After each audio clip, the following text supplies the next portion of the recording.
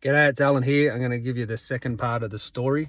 I've had my eye operated on, and yeah, I'd like to acknowledge the traditional owners of this land, which is different to where I started the story.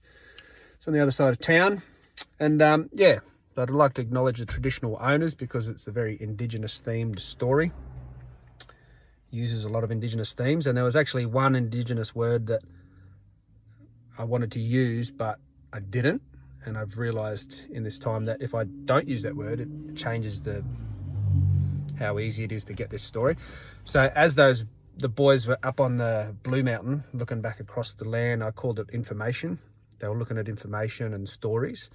The word that I want to use is song lines. So they're up there looking at song lines, which are like hard for me to describe, but my understanding of them is they're like things that exist on the land, and access to them and the creation of them can be through song at a fire, or a story or a song, and you tell the story, and if you sing or hear that story, you can be taken on those lines through the country.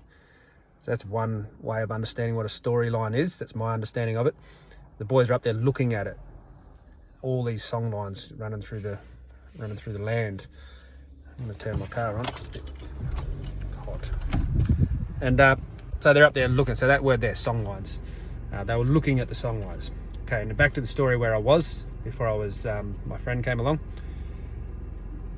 They're walking through the bush, and they've left the camp. They're walking through the bush, and man one is walking along. They've stopped, and the old man was behind, and he's like 100 meters behind, or 50 body lengths. And they're like, oh, and they walk back, and they're like, you all good? And the old guy like is muttering along like he was, and then he's like, tell me about this tree. And then man one's like, well, that's a tree. And then the spirit man's like, yeah, it is a tree. And he said, can you imagine hitting that tree with your body at full speed? And then the man one looks down at his feet, and he's like, and then as he starts to bring his head up to look at the tree again, spirit man has already walked between them and walked off again. And he's like, oh, okay.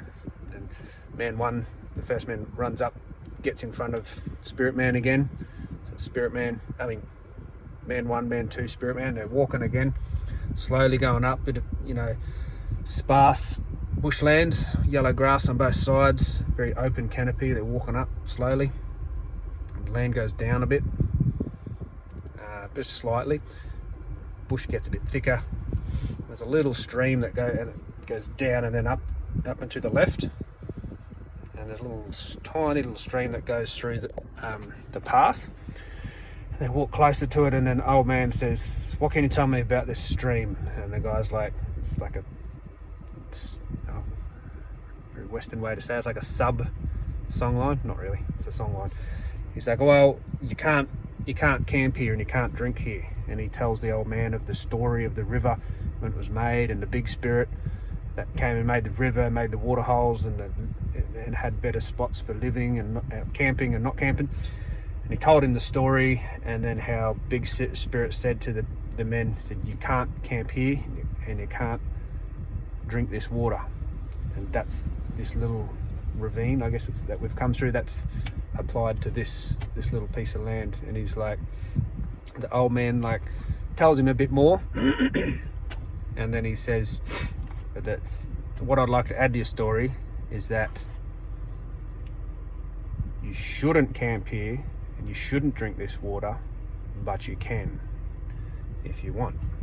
And he dips his finger in the tiny little stream that goes across the walking path, dips his finger in the stream, and he goes up to first man and just like rubs it on his face. And he's like, so you shouldn't, but you can. And then he walks off again, or the man one walks off first again. And then as they're walking, like the weather changes a bit, and then the old man tells some stories of weather and the weather gods, and they're like, cool. And then man one goes, and it's a sunny day. And all three of them are like, yes, it is a sunny day. They're walking up further and further. And they get to the top where the story started, where the cliff was, and all of them arrive. Man 1, Man 2, Spirit Man. Spirit Man had like a few twigs in his hand, and he knew just where to put the twigs, and they get about to start a fire, and without saying anything, Man 1 and Man 2 went around to the little trees on top of the cliff, grabbed medium-sized branches, put it where the twigs were. They started a fire, and the fire's burning, and just a very small, consistent, small little fire, and a little bit windy up there, but these are firemen, they know what they're doing. Made the fire, and then Man 1 sits down where he originally did. Man 2 sits next to him. The fire's just in front of him, and then they look out at the land again. They see the gum trees, and they see the blue mountains in the background, and then old man, he's just standing there, and then they sort of go on another journey. But they're sort of just looking at the song lines. So the song lines, even though they can't see the rivers and they can't see most of the valleys because they're on a low cliff, they're still going through those things. They travel out to the ocean. They're just sort of playing in the land with what they're thinking, playing along those song lines. And then the old man comes up behind him. He sits behind Man 1. No, he sits behind Man 2. So they're sort of sitting in a triangle, I guess. And then he says, "Let me tell you a story. Beyond that blue mountain, far beyond that next horizon, far many times, long time, man makes a creature. And this creature is big enough for the man to sit inside. And that creature eats and drinks different stuff to what humans drink and most animals. But this creature, they make this creature, the creature eats and drinks different stuff." What else?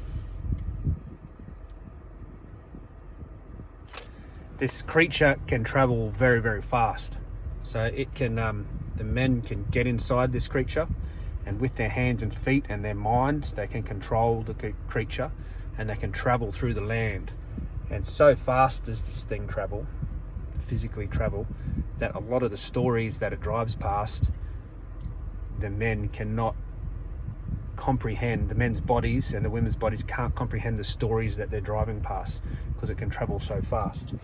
And then he just tells them more and more about this. I'm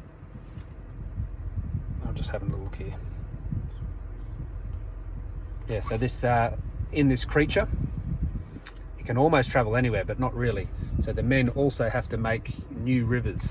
So these rivers that they make, they can travel like across the old rivers, can travel under the old rivers, can go around mountains, through mountains, over mountains, across the plains. But yeah, these new creatures can go in all these places. Also, these new creatures, they can play songs. So you can play a song inside these creatures, but songs, I'll just use the word recorded, at different times and places can be like channeled through these creatures. And then you can be inside this creature, traveling around the land, listening to stories from other lands and other times. And the man also says that when I say man, the spirit man also says the thing that makes this creature possible is the song lines and the story and the energy from the camp, from the fire. So the stories, the thing that makes this the thing that makes this creature go is fire. And where the engine might be of a car is where the little fire is. And they're like, okay. And then the spirit man, he's by this time he's sitting in where the back seat might be, behind Man 2. And he says, I haven't written this part. And he says, so yes, in answer to your question, man will make a creature that he can sit inside and travel around the country. It's a very strange thing, but it is something that will happen. And the spirit man says, and you have a responsibility for the person sitting beside you. You have a responsibility for me, spirit man, sitting back seat. And then he says, can you now have a look behind you? Can you have a look behind you? And the man turns around and looks at like the bare rock behind him, and he says, this little piece of land, this tiny little piece of land there, is very important. It's not yours, but it's very important. I suggest you look after it. And then, so basically, Spirit Man is describing a car, if you haven't got that already. And that's the end of the story, really. And then Spirit Man says, so that's, man, you will be able to travel fast with your physical body, but you've got some responsibilities of land and people. And that's the end of my story. I think I might say thank you for listening, and thank you to the traditional owners of this land where this road is.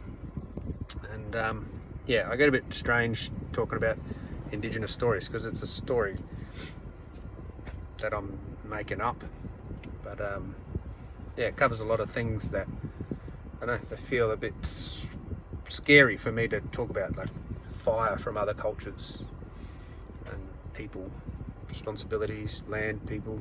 Yeah, a lot of themes that are important, but yeah, a little bit scary to speak about. And yeah, and I guess that's the end of the story. And yeah, let us know what you think. It's a bit of a interesting one. If you'd like to know, I'm going to tell you. I was driving along in my car. This is the background of where the story came from. I know the exact street of where I was. I was driving and I was like, this is very odd.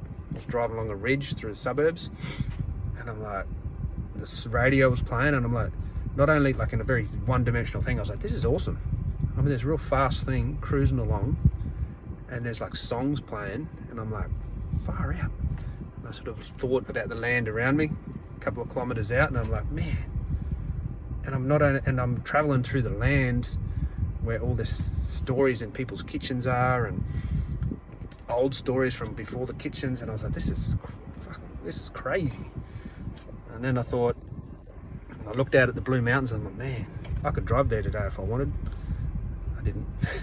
But I was like, my attention then went to the radio, and then I was like, this is, and maybe it didn't come through in my story. I've only told it once. I've written it and told it once.